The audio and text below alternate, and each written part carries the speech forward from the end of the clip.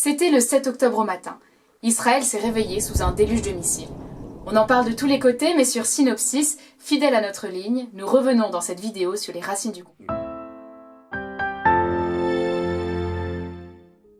Placé au centre des routes reliant la vallée du Nil à la Mésopotamie et la péninsule arabique à l'Asie mineure, le territoire d'Israël est au cours des échanges entre l'Asie, l'Afrique et l'Europe. Il représente aujourd'hui près de 21 000 km², bien que les chiffres ne reflètent pas nécessairement la réalité de l'avancée des Israéliens en territoire palestinien. L'histoire de ce petit pays est à n'en pas douter des plus singulières. En effet, à quelques points de vue que l'on se place, Israël représente un élément proprement inclassable. Il n'existe pas d'exemple de pays se constituant ou se reconstituant après près de 2000 ans d'interruption. Il n'existe pas d'exemple de peuple tentant l'épreuve de la reconstitution après une dispersion de sa population semblable à celle d'Israël. Il est vrai que le destin du peuple juif est à lui seul irréductible à toute catégorie connue.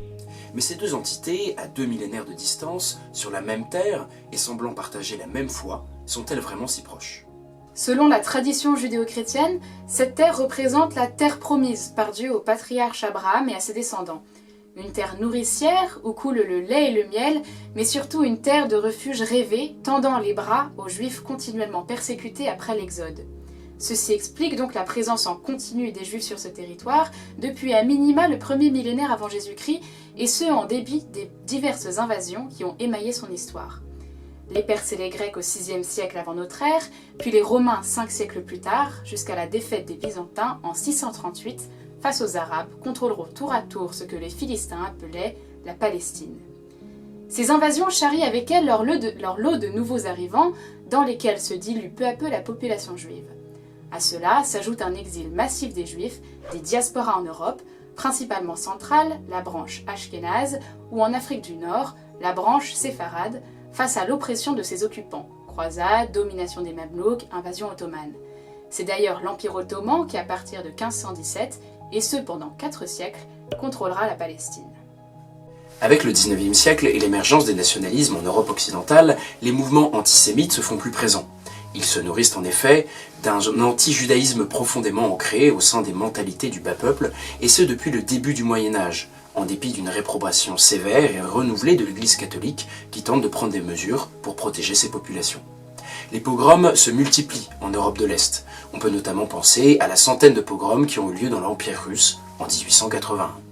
L'affaire Dreyfus marque un point de rupture en France. Theodor Herzl, journaliste juif d'origine hongroise, est choqué par la tournure des événements. En 1896, il publie son livre « L'État juif », dans lequel il soutient que l'intégration juive dans les sociétés modernes est impossible car ils seront toujours obligatoirement renvoyés à leurs conditions d'origine. Il plaide donc pour l'établissement d'un État en Palestine comme refuge. Le mouvement du sionisme est né, c'est-à-dire un mouvement qui visait à la restauration d'un État juif en Palestine et qui fut à l'origine de l'État d'Israël. Le premier congrès sioniste se déroule à Bâle, en Suisse, du 29 au 31 août 1897. C'est le premier acte du mouvement des Amants de Sion. Dans son journal, Herzl écrit « Si je devais résumer le congrès de Bâle en un mot, ce serait celui-ci. À Bâle, j'ai fondé l'État juif. Peut-être dans 5 ans, et certainement dans 50 ans, chacun le saura. » Après la Première Guerre mondiale, l'Empire ottoman est démantelé.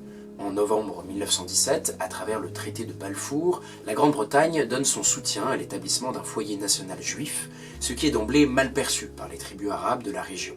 La création d'un grand royaume hachémite de Transjordanie est désormais impossible. Ce n'est cependant qu'en 1922 que la Grande-Bretagne recevra son mandat d'administrateur de la Palestine de la part de la Société des Nations. L'émigration des Juifs européens vers la Palestine va prendre de l'ampleur avec l'arrivée d'Adolf Hitler au pouvoir en Allemagne. En Palestine, la population totale juive atteint les 28% en 1940.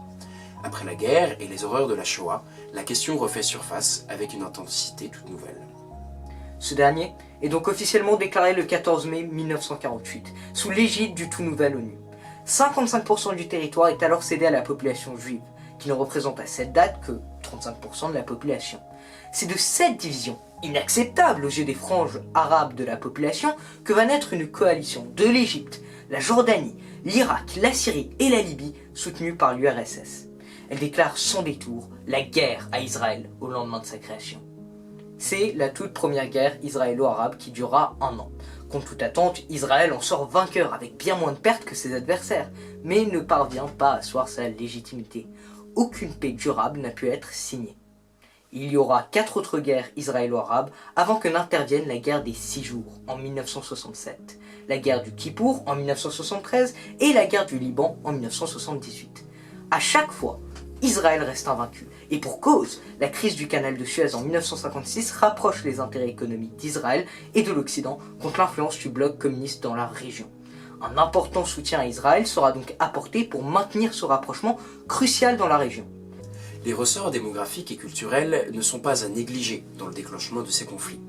L'installation de familles ashkénazes en grand nombre et leur importante participation dans le gouvernement du jeune État est de l'avis de beaucoup une raison majeure de la mésentente entre Palestiniens et Israéliens.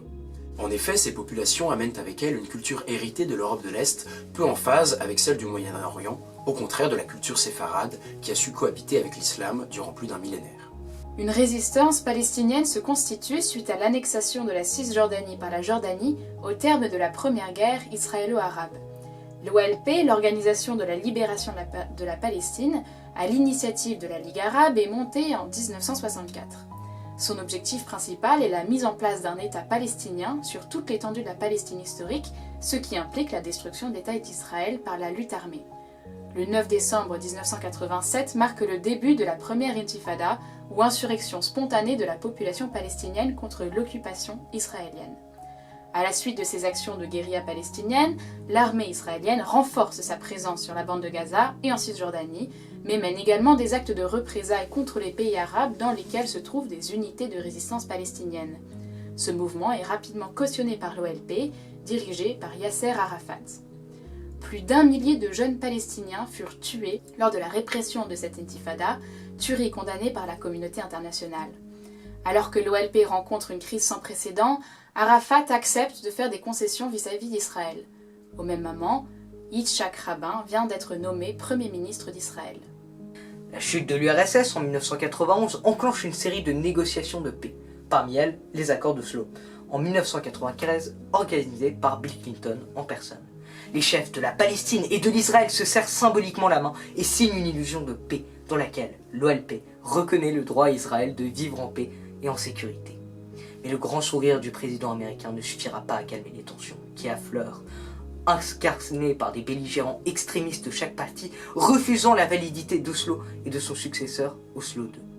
2 mois plus tard, Yitzhak Rabin, jugé trop conciliateur, meurt assassiné de 2 balles dans le dos, tiré par un juif extrémiste religieux. En 2000, la seconde intifada débute et se poursuit jusqu'en 2005. Ces affrontements se cristallisent à Jérusalem. Un mur va être construit le long de certaines frontières revendiquées par des Palestiniens qui se sentent enclavés et qui sont en colère. Sur le plan interne, les Palestiniens sont eux-mêmes divisés. L'OLP se voit confrontée à une nouvelle menace, la montée du Hamas, une organisation islamiste considérée comme terroriste par l'Union européenne et les États-Unis. En 2006, lors des élections législatives palestiniennes, le Hamas remporte le scrutin avec 43% des voix. Aujourd'hui, c'est lui qui contrôle la bande de Gaza.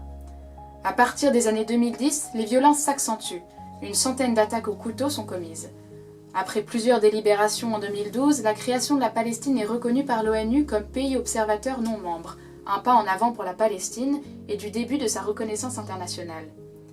Jusqu'ici, Israël restait relativement protégé. Son bouclier antimissile, le dôme de fer, financé en partie par les États-Unis, détournait un grand nombre de projectiles envoyés depuis la bande de Gaza depuis 2011.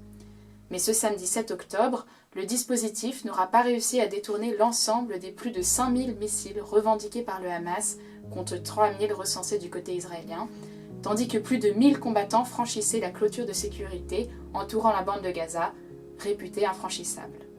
L'opération Déluge d'Al-Aqsa, officiellement menée en représailles de l'occupation de l'esplanade des 2 mosquées, expression faisant référence à un regain de tension et de violence entre Israéliens et Palestiniens, après une fusillade mortelle survenue à proximité de l'esplanade des mosquées à Jérusalem en 2017, s'attaque ainsi avec une rare violence à des zones civiles israéliennes. L'intérêt symbolique est cependant limité.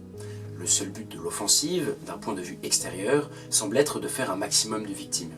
Il paraît néanmoins étrange que le Mossad, service secret israélien qui passe pour être l'un des plus compétents du monde, et le Shin Bet, chargé de la lutte antiterroriste, ait totalement mésestimé la situation, s'y aveugler au point de ne pas voir se tramer une attaque qui a dû nécessiter des mois de préparation. La situation est d'autant plus préoccupante qu'elle rappelle la stupeur qu'avait provoqué de manière analogue le déclenchement surprise de la guerre du Kippour. Négligence des services secrets, insuffisante prise au sérieux du gouvernement de Netanyahou. Du point de vue économique, Israël a sans doute été persuadé à tort que l'augmentation des visas de travail dissuaderait le Hamas de l'attaquer, et ce donc pour des raisons économiques. Enfin, un aspect technologique ne peut être oublié. Les services israéliens ont davantage tendance à utiliser des formes de surveillance purement informatique auxquelles le Hamas pouvait se soustraire en bannissant les appareils d'y connecter. La question est bien évidemment des plus complexes. Il n'en demeure pas moins que cette attaque recouvre des intérêts géopolitiques plus profonds. En effet, elle profite largement à l'Iran, dont l'implication a été reconnue par le Hamas lui-même. L'Iran qui regardait d'un mauvais œil les rapprochements possibles entre plusieurs pays arabes tels que l'Arabie Saoudite et Israël. Pour préserver leur image auprès de leur population, la répression israélienne risque d'être extrêmement violente, ces États pourraient être amenés à reconsidérer leurs accords. Cela fait indubitablement le jeu de l'Iran qui voue une haine viscérale à l'encontre d'Israël qu'il s'est promis de purement et simplement éradiquer dans les prochaines décennies. Malgré le refus de l'Iran d'être associé d'une quelconque manière à cette attaque, le Wall Street Journal a révélé il y a quelques jours le déroulement d'une réunion à Beyrouth réunissant l'Iran et des dirigeants du Hamas et du Hezbollah.